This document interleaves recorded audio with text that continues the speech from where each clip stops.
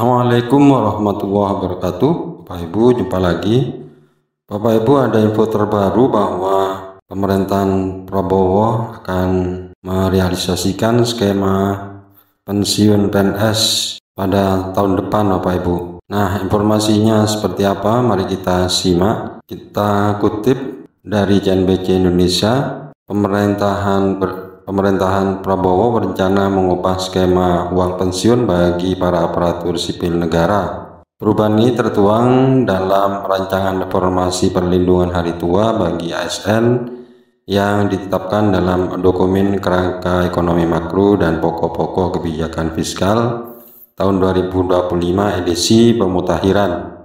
Reformasi skema perlindungan hari tua bagi ASN ini akan dilakukan dengan mempertimbangkan amanat Undang-Undang Nomor 20 Tahun 2023 tentang aparatur sipil negara. Undang-undang itu mengamanatkan dua substansi penting yang menjadi dasar bagi pemerintah untuk merancang desain reformasi pensiun bagi pegawai ASN. Desain itu diantaranya yang pertama, pegawai pemerintah dengan perjanjian kerja atau P3K kini memiliki hak yang sama atas jaminan sosial sebagaimana halnya PNS, diantaranya terhadap jaminan pensiun dan jaminan hari tua.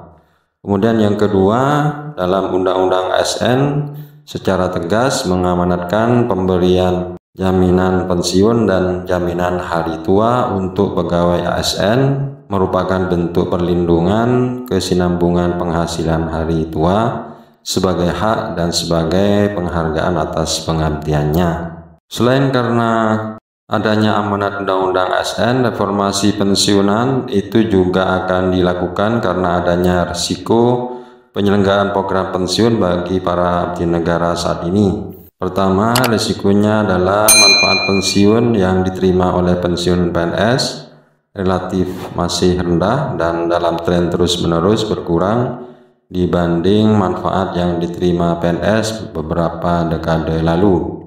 Ini ditegaskan di dalam kebijakan ekonomi makro bahwa kondisi ini tidak lepas dari formula perhitungan iuran maupun manfaat dari skema pensiun saat ini yang berbasis pada gaji pokok dan semakin bertambahnya rasio tunjangan kinerja terhadap total penghasilan PNS. Yang kedua, terdapat kesenjangan tingkat rasio penempatan atau replacement rasio antar jabatan, di mana rasio ini cenderung lebih rendah untuk tingkat jabatan yang lebih tinggi. Ketiga, pemerintah menganggap penyelenggaraan program pensiun saat ini yang mengikuti skema manfaat pasti dengan pembiayaan pay as you go, yakni manfaat pensiun yang sepenuhnya menjadi beban APBN, berpotensi untuk terus meningkatkan resiko fiskal ke depan seiring dengan tren population gain. Beban ini diperkirakan akan terus meningkat. Nah, itu pertimbangan yang ada di dalam kebijakan ekonomi makro dan pokok-pokok kebijakan fiskal, Bapak Ibu. Sehingga secara garis besar arah reformasi program yang akan dilakukan oleh Presiden yang baru, di mana program pensiun bagi pegawai ASN ke depan akan terbagi menjadi dua kelompok besar. Di antaranya yang pertama adanya perubahan skema program untuk PNS lama atau PNS existing, dan yang kedua untuk program pengembangan program baru bagi PNS baru dan P3K. Jadi ada dua program yang akan dilakukan oleh pemerintahan ke depan, sehingga secara garis besar desain reformasi yang menjadi prioritas pemerintah. Yang pertama, pemerintah akan memastikan bahwa tidak terdapat PNS lama yang mengalami penurunan manfaat pensiun.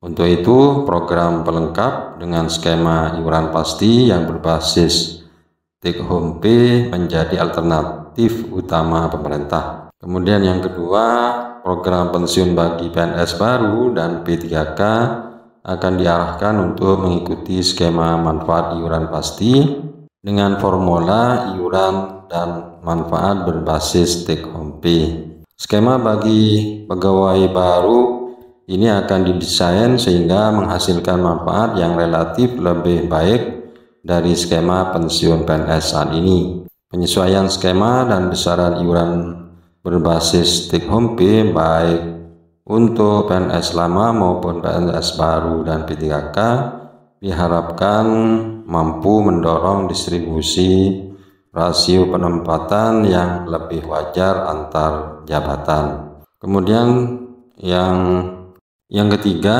yang menjadi dasar reformasi pensiun ASN adalah mendesain baru harus memastikan terwujudnya kesinambungan program dan kesinambungan fiskal. Hal ini diperlukan untuk memastikan terdapat perbaikan manfaat bagi ASN dan juga tidak memberikan beban bagi generasi mendatang.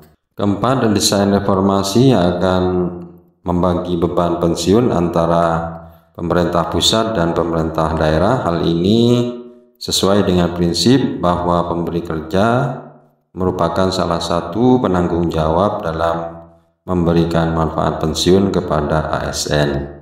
Nah, itu poin-poin yang terkandung di dalam kebijakan ekonomi makro dan pokok-pokok kebijakan fiskal Bapak Ibu yang akan diterapkan oleh pemerintahan baru di bawah kepemimpinan Prabowo Subianto dan Gibran Rakabuming Raka. Mudah-mudahan segera terwujud. Terima kasih. Assalamualaikum warahmatullahi wabarakatuh.